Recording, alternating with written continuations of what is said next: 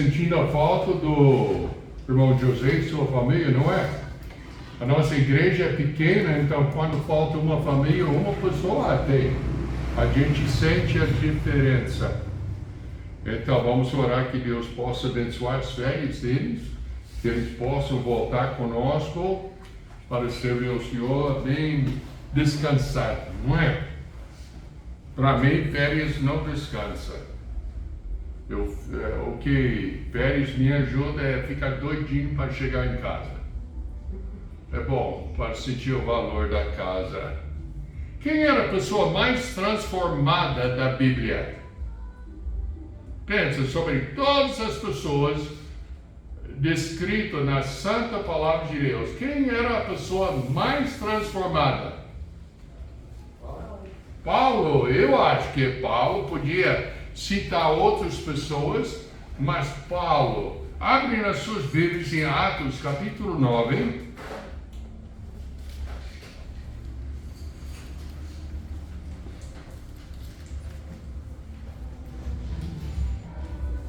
E vamos ficar em pé, vamos ler versos 1 a 16. Na verdade, 1 a 19. Pode ler para nós, irmão Cláudio?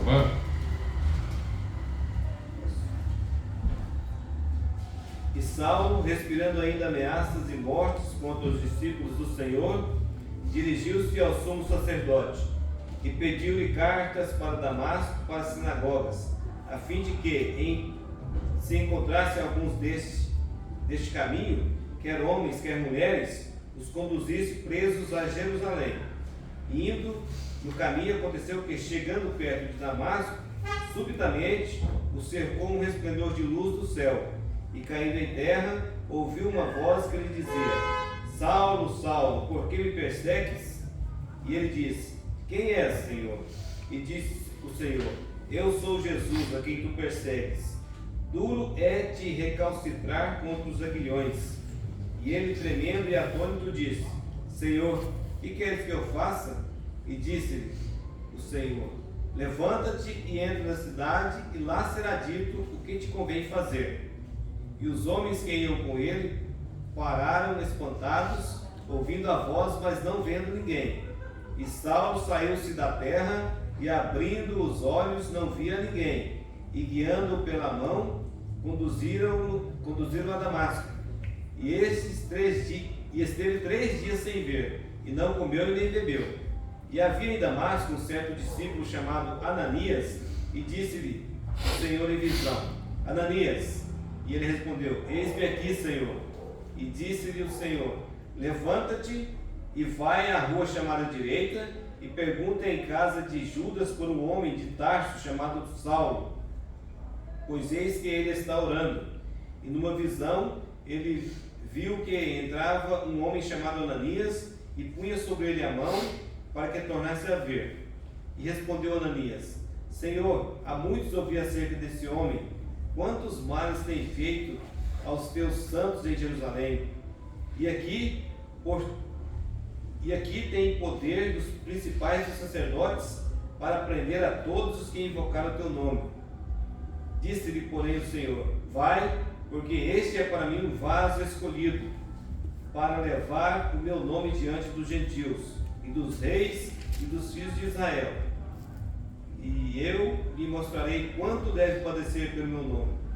E Ananias foi e entrou na casa, e impondo-lhe as mãos, disse: Irmão Saulo, o Senhor Jesus, que te apareceu no caminho por onde vinhas, me enviou para que te tornes a ver e sejas cheio do Espírito Santo. E logo lhe caíram dos olhos como que escamas, e recuperou a vista. E levantando-se, foi batizado. E tendo comido, ficou confortado. E esteve Saulo alguns dias com os discípulos que estavam em Damasco. E verso 20: E logo nas sinagogas pregava a Cristo, que esse é o Filho de Deus. Já pensou? Uma transformação assim. Vamos orar. Precioso Pai, nós te agradecemos pela palavra e pedimos, ó Pai, que o Senhor possa atuar em nossas vidas e possamos também sermos transformados com o mesmo poder que o Senhor fez na vida de Saulo, que depois foi chamado Paulo. Em nome de Jesus, Senhor. Amém? Pode sentar. Pensa bem sobre a transformação. Eu coloquei aqui, na vida de Saulo, o que foi? Transformação de fortes convicções que ele queria matar todo mundo que não era judeu, que era foram do caminho, ou seja, crente em Cristo Jesus. Transformou sentimentos contra a verdade, modo de vida, modo de pensar, hábitos, atitudes, manias, perspectivas, tudo foi transformado na vida de Saulo. Você também deve ser transformado. Eu devo ser transformado. E essa transformação não é de dia para noite, não, noite para dia, mas é uma coisa contínua que vai acontecendo em nossas vidas segundo a atenção que nós prestamos na própria palavra de Deus. Deus vai transformando a gente, porque nossa visão do mundo, nossa visão dos problemas, enfim, nossa visão de tudo vai mudar, porque vamos vamos ver as mesmas coisas com outra perspectiva, com outra visão, outro entendimento. E isso que aconteceu com Saulo. Saulo é um bom exemplo de uma pessoa sinceramente errada. Pegou? Saulo é um bom exemplo de uma pessoa sinceramente errada. Tem tantas pessoas hoje em dia, no nosso catalão, no nosso Brasil, que são sinceros nas suas crenças. Eles iam até morrer por suas crenças. O Saulo ia morrer por suas crenças também, mas estava sinceramente errado. Atos 7, verso 59, até o primeiro versículo de capítulo 8 fala: e apedrejaram Estevão, que em invocação dizia: Senhor Jesus, recebe o meu espírito, e pondo-se de joelhos, clamou com grande voz: Senhor, não lhes imputes esse pecado. E tendo dito isso, adormeceu.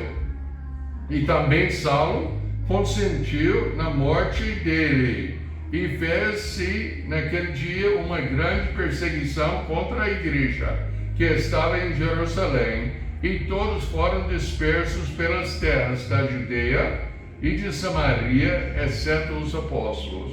E Saulo assolava a igreja, entrando pelas casas e arrastando homens e mulheres, os encerrava na prisão.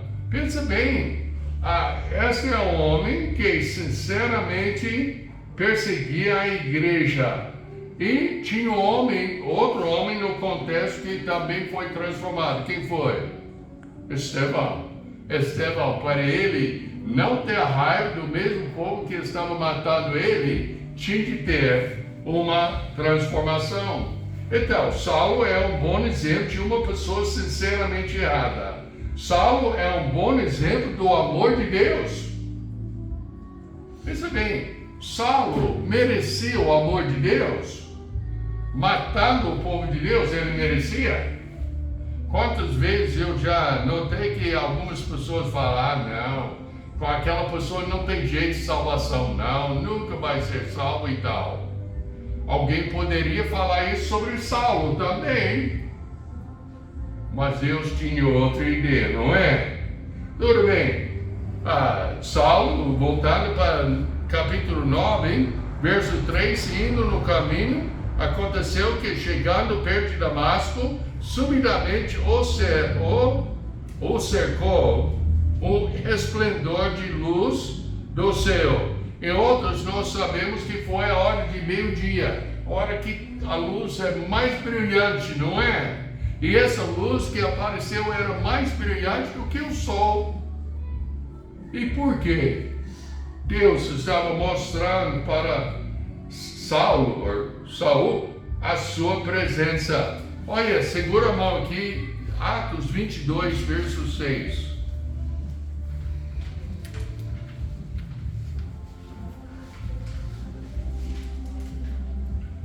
É interessante. O cachorro cala e a música é alta. Sempre tem alguma coisa. Atos 22, verso 6. Ora, aconteceu que indo eu já de caminho, chegando perto de Damasco, quase ao meio-dia, de repente me rodeou uma grande luz do céu. Paulo falando isso. Luz brilhante. Depois, verso 4, tem a voz de Deus, e caindo em terra, ouviu uma voz que lhe dizia: Saulo, Saulo, por que me persegues? E ele diz: quem és, Senhor? E disse o Senhor: eu sou Jesus a quem tu persegues. Duro é para recalcitrar contra os aguilhões. Pensa bem. Primeira pergunta: por que me persegues? O Saulo matou quem? Ajudou no assassino de Estevão, e também estava levando as pessoas para a prisão e tudo. Mas ele estava perseguindo quem? O Senhor Jesus Cristo. Porque quando o povo toca no Filho de Deus, está atacando o verdadeiro Deus. A voz: por que me persegues? E Saulo perguntou: quem és tu, Senhor? E ele falou: eu sou Jesus, a quem tu persegues. Verso 5. Depois ele fala uma coisa interessante: duro é para ti recalcitrar contra os aguilhões. Antigamente a gente mexia com um pouco gado, e sempre tinha aquela vara com a pontinho, não é? Para encorajar o gado a obedecer a gente. E é uma coisa interessante, quando você picava a vaca, às vezes se pegasse na perna alguma coisa, o que ela faz?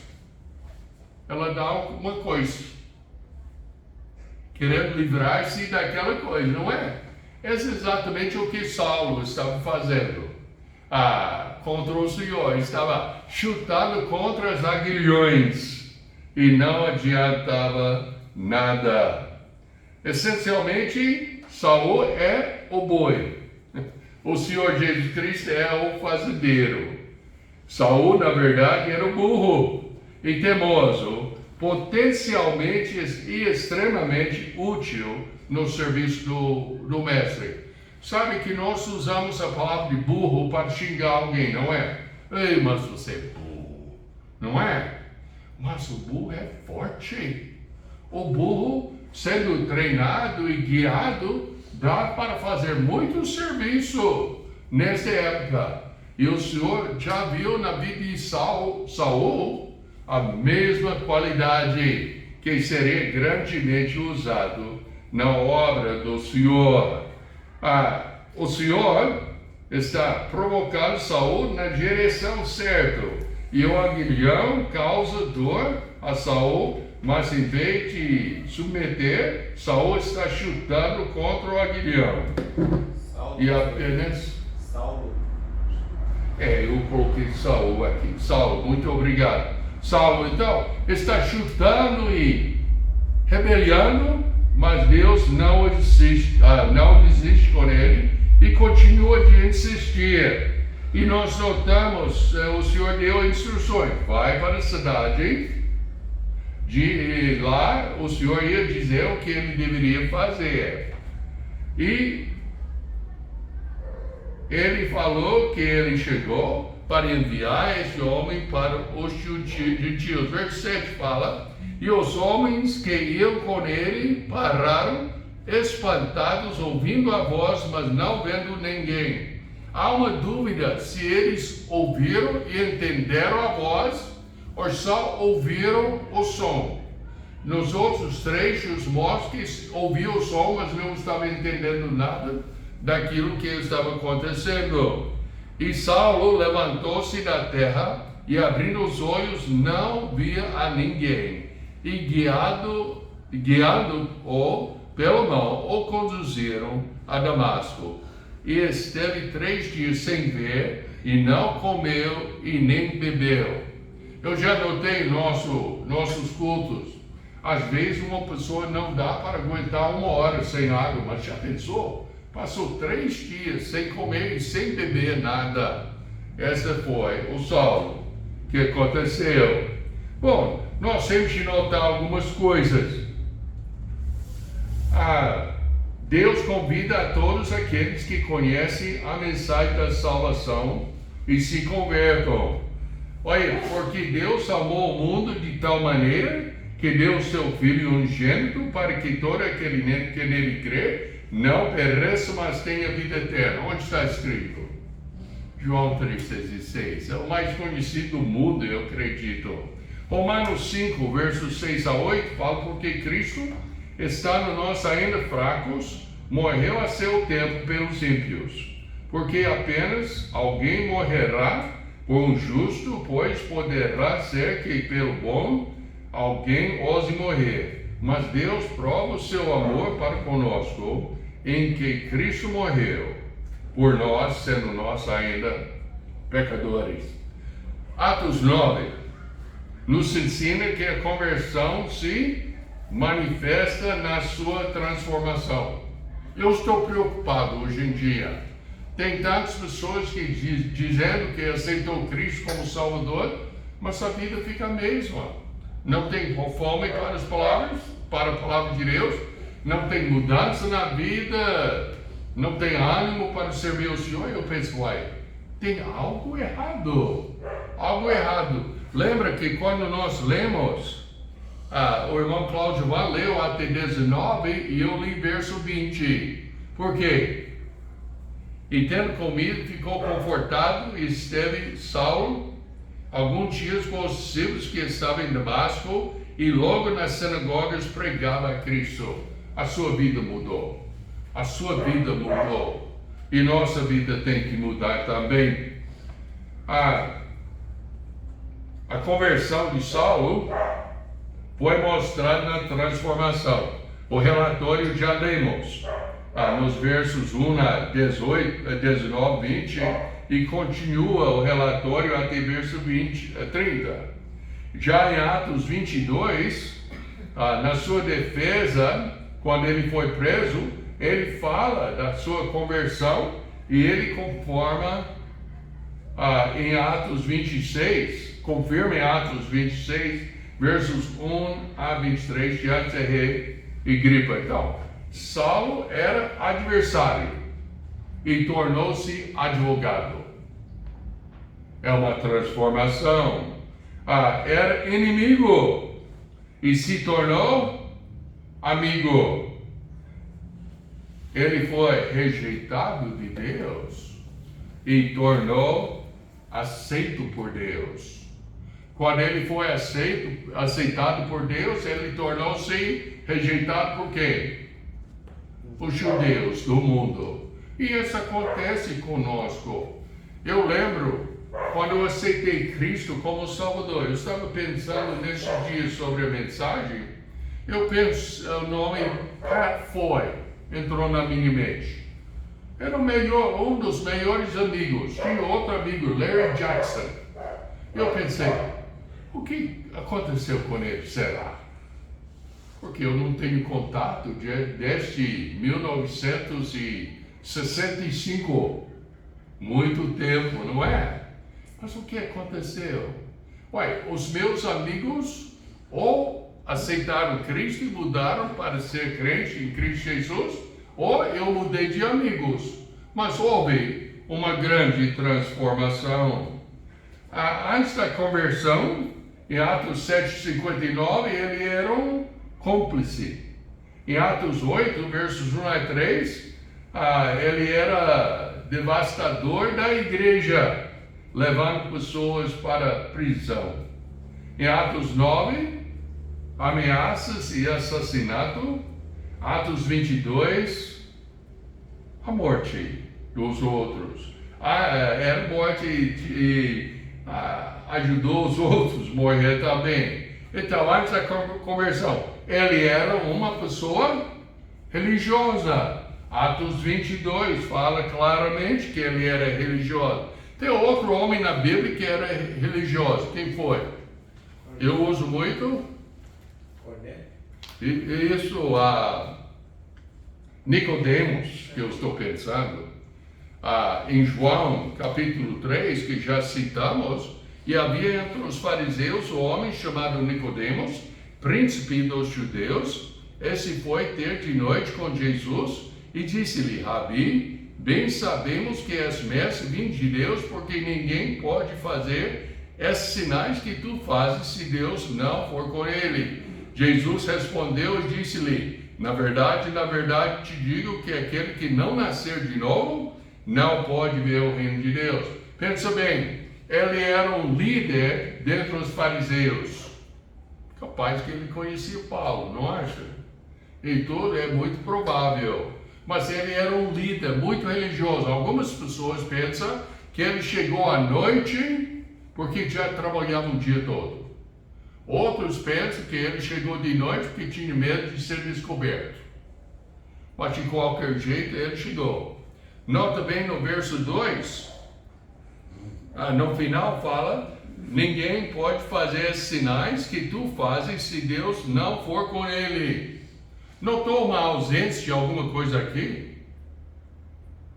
Pela ausência de uma certa declaração, o Senhor Jesus Cristo estava declarando que Ele é Deus. Porque Ele falou: ninguém pode fazer essas coisas se Deus não for com Ele. O Senhor não negou isso, não. Está dizendo, na sua excelência, realmente, pois é, não estou bem, Deus está comigo. E podia, como ele fala mais tarde, ele era Deus, ele é Deus. E verso 3, Jesus respondeu e disse: na verdade te digo que aquele que não nascer de novo não pode ver o reino de Deus. Então, mas ele fala: o que é nascido da carne é carne, o que é nascido do Espírito é Espírito. Eu estou vendo aqui que todo mundo aqui nasceu na carne. Belisca-se para ver se não nasceu carnalmente. É necessário que a pessoa também nasce espiritualmente. E essa, quando nós arrependemos do nosso pecado e colocamos a nossa confiança no Senhor Jesus Cristo. Ele era um fariseu, Saulo era o hebreu de hebreus. Ele fala em Filipenses 3, capítulo 5. Isso quer dizer que ele era vamos dizer, um dos mais dedicados entre os dedicados. Ele queria servir o Deus verdadeiro, o Jeová. Mas como nós falamos no início, ele era sinceramente errado. Novo convertido. Em Atos 22, verso 16, mostra que ele foi perdoado. Atos 9, versos 20 até 22, ensinado. Atos 22, de novo, verso 16, como nós já falamos, perdoados, ensinado e edificado. Olha em sua Bíblia, em Atos 9, versos 26 a 28.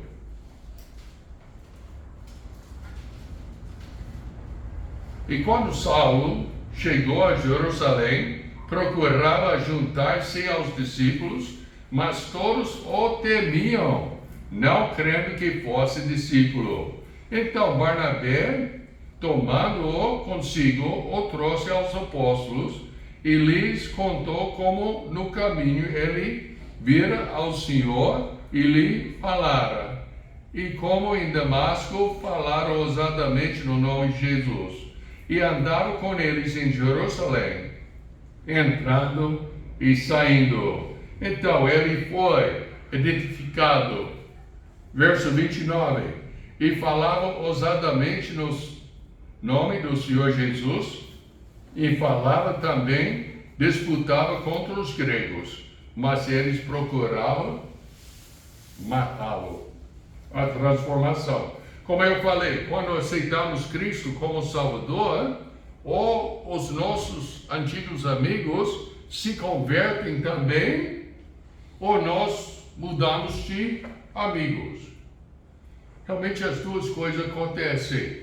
Mas os que eram nossos amigos antes, muitas vezes tornam nossos inimigos. Eu tinha pessoas que tornaram meus inimigos espiritualmente da minha própria família. E tudo. Até alguns deles chegaram a conhecer o Senhor como Salvador. Eu já contei várias vezes que minha irmã, ela chegou uma noite e falou comigo: agora eu entendo o que aconteceu com você. Mas está falando o quê? Ela falou: eu aceitei Cristo como meu Salvador hoje. Agora eu sei. Então, acontece, ou torna-se seu amigo, irmão em Cristo, ou fica como inimigo. Atos 9 nos ensina que a conversão te transforma em membro do corpo de Cristo. O que Paulo tinha que fazer para tornar um filho de Deus, para tornar um filho do Senhor Jesus Cristo, um servo dele? Ele tinha de acreditar, ou seja, confiar no Senhor Jesus Cristo. O João 8, 24 mostra o princípio. Ele tinha de arrepender-se do seu pecado e não para ser salvo, mas em testemunho da sua salvação ser batizado. Hoje em dia o batismo é muito desconsiderado. Ou seja, não veja a importância de ser batizado. Mas o batismo, mesmo que não salva, é o primeiro passo que o novo convertido pode dizer: eu sou salvo na pessoa do Senhor Jesus Cristo. Eu quero me identificar com Ele. Deus quer que você saiba o que pode ser, o que você era, o que pode ser. Abre nas suas Bíblias em Efésios. Tem pessoas que acham que são boas, que não precisam de arrependimento, que não precisam de salvação, porque nunca fez nada errado demais e tudo. Mas Efésios 2, versos 1 a 6 fala tudo. E vos vivificou, estando vós mortos em ofensas e pecados. Primeiro, estavam como? Mortos. Deixa eu ver, vocês já não andam tanto na fazenda e tudo, mas essa época de sequidão morre gado, não morre? E dá um cheiro tão bonito, não dá? Tão gostoso? Não, é carniça, é horrível. Quando eu leio assim, e vós vivificou, estando os mortos em ofensa e pecado, eu penso como eu tinha uma catinga antes que eu aceitei Cristo diante de Deus.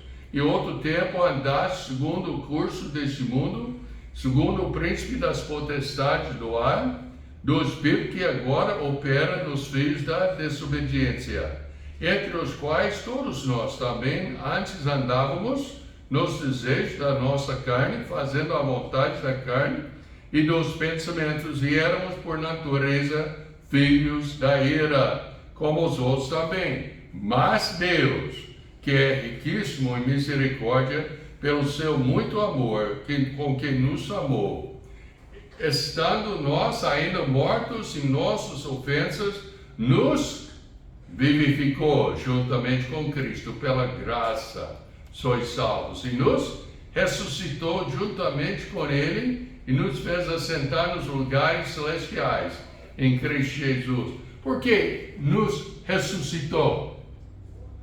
Porque nós estávamos mortos sem Cristo. Em Cristo somos ressuscitados, nascemos de novo para servir o Senhor. Jesus foi para a cruz para comprar a nossa salvação. Nós somos chamados a tomar a nossa cruz e segui-lo.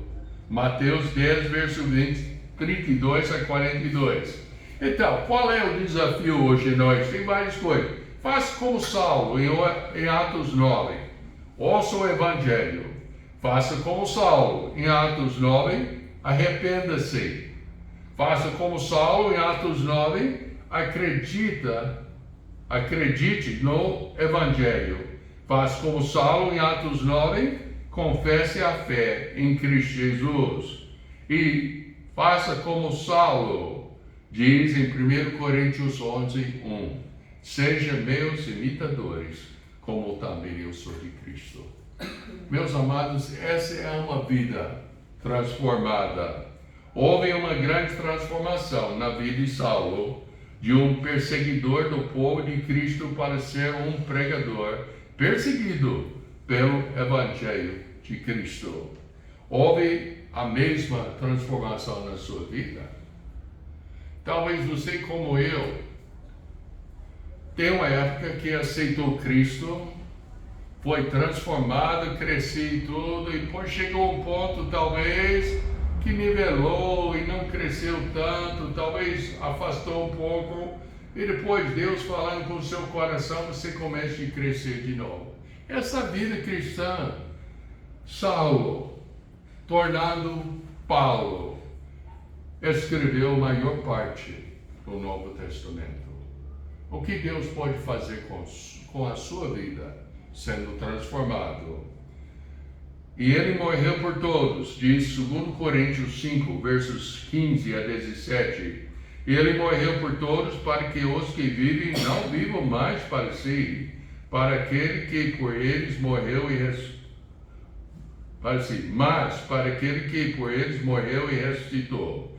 Assim que daqui por diante a ninguém conhecemos segundo a carne, e ainda que também tenhamos conhecido Cristo segundo a carne, contudo agora já não o conhecemos desse modo.